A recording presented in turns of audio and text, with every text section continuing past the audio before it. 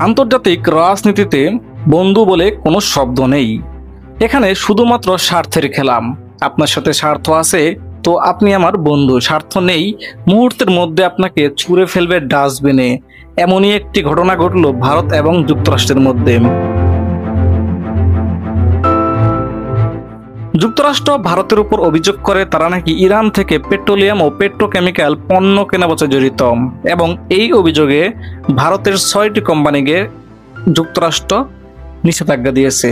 এবং সেই নিষেধাজ্ঞাটা কতটা ভয়াবহ সেটি জানলে আপনারা অবাক হয়ে যাবেন।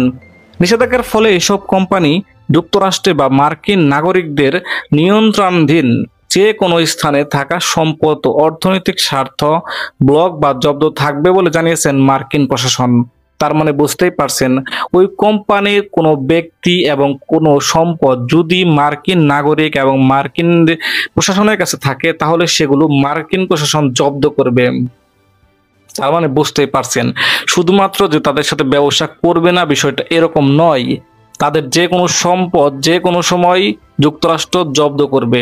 অভিযোগটা কি? অভিযোগটা খুবই ছোট। ইরানের সাথে পেট্রোলিয়াম ও পেট্রোকেমিক্যাল পণ্য কেনাবেচা করেছেন। এখন একটি দেশ যদি কম দামে কোনো দেশ থেকে কেমিক্যাল কিনে বা কোনো ধরনের পণ্য কিনে, সেটি সেই দেশের স্বার্থেই কিনেছে, দেশের অর্থনৈতিক স্বার্থেই কিনেছে। কিন্তু এর মানে তো এই নয় যে এই কারণে যুক্তরাষ্ট্র তাদেরকে ব্লক দিবে।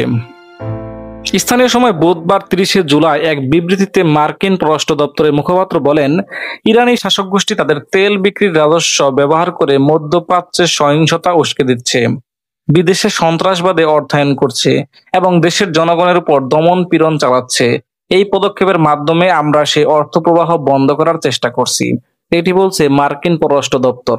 তাহলে বুঝতেই পারছেন কতটা আইরনি একটা কথা।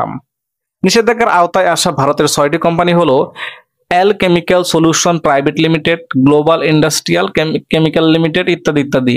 মার্কিন পররাষ্ট্র দপ্তরের মতে এই 6টি প্রতিষ্ঠান যুক্তরাষ্ট্রের নির্বাহী আদেশে করা হয়েছে।